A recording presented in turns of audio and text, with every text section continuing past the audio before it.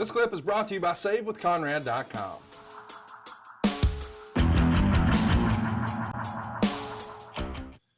Next up is something that I've wanted to talk about for a long time. We teased it very early when we first started our show.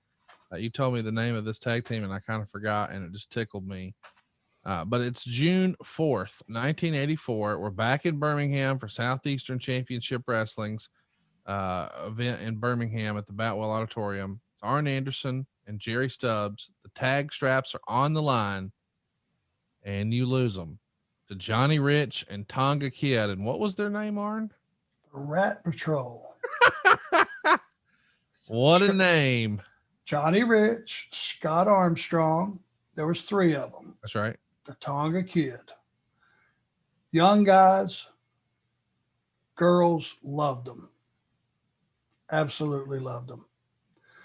And they caught, I think the Tonga Kid was only 18 years old. Yeah, he's very young at this time. So,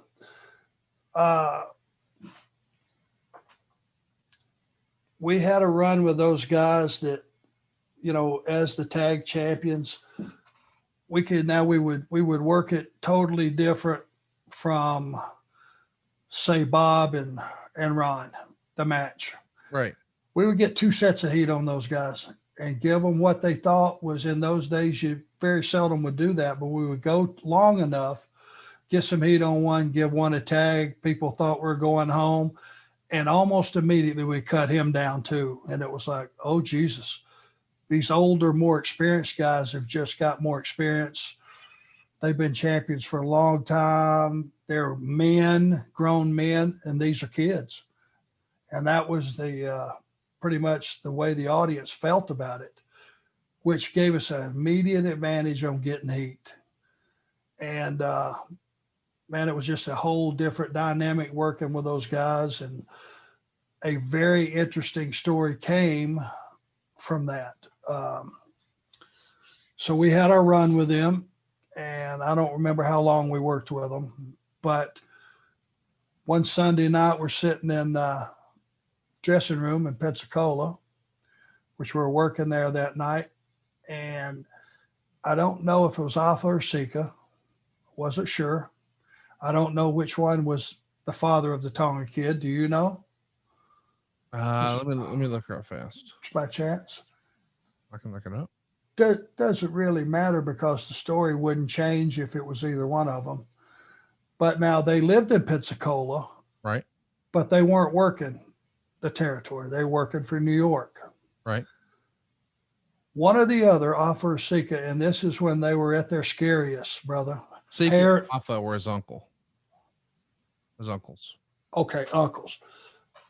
Hair was out to here. Now they're in their street clothes. One of them walks in to the locker room, and he looks around, and he comes right to me. Mr. Anderson, may I have a word in the bathroom? Or I think he said in the shower. You know what that meant in those days? No. Well, you know about the Brody story. Oh, wow. Okay. So you're thinking this is going to be trouble. Or at least a fight. Now I'm immediately racing, thinking, God, did I hurt the kid? He's 18 years old. Right. We were careful with him. Right. I don't think that we bumped him. I know we didn't bump him bad, recklessly or anything like that. But I'm thinking, what did I do wrong? What have I done wrong? I mean, and to be honest with you, I was weak-kneed, because these guys they're at a different level of tough. Yeah. The Island Boys. So I walked in, and I'm thinking, oh shit, I hope somebody's listening out for this if it gets too bad.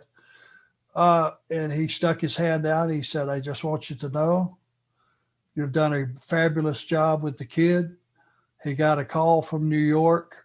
He has a starting date 10 days from now or something. Wow. And we owe you. Thank you very much.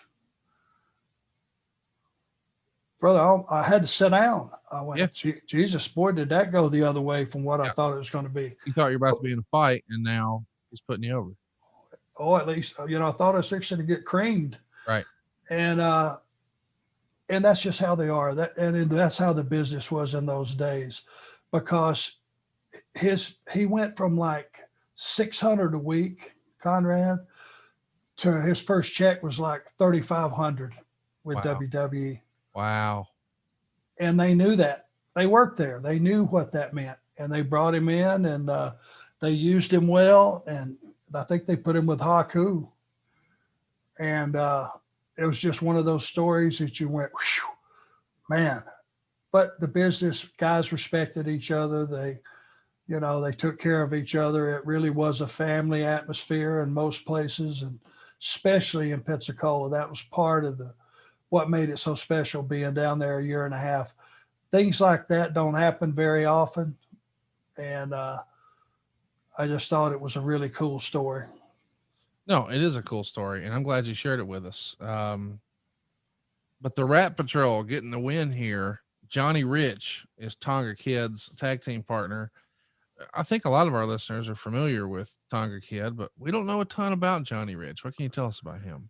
Well, he went as Johnny Rich, Tommy Rich's cousin. And when Tommy was having his run, Johnny kind of came in and got in on the tail end of that. At this time, he was a really young, good looking baby face, and he sold tremendous. I don't think he had a lot of success maybe outside of Pensacola and maybe Memphis and a couple smaller territories.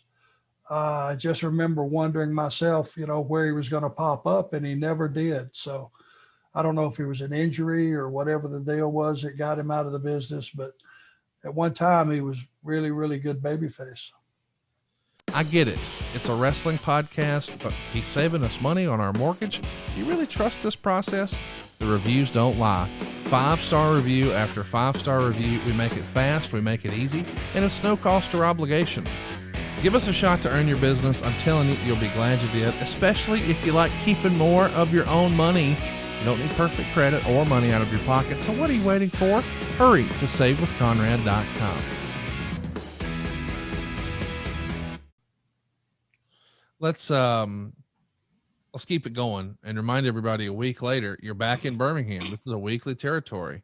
So this time it's Rick McGraw and Robert Fuller, and they're going to get a win over Arn and Jerry, but by DQ. So our heels keep cheating. Let's keep the train on the tracks. And next up, it's Arn and Jerry beating Rick McGraw and Ron Fuller. So we're trying every combination here until the following week.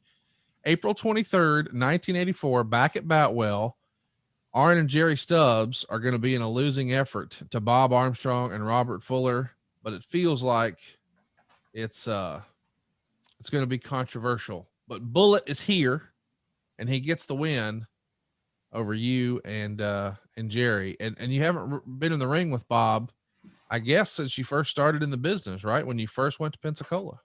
Yep. And Bob was, he was viewed just like Ron. He was a heavy hitter. I would say they were the co-baby faces that, oh my God. And I guess there was a history of those guys, Ron or Bob, turning on one or the other, and which had kept them apart during this period.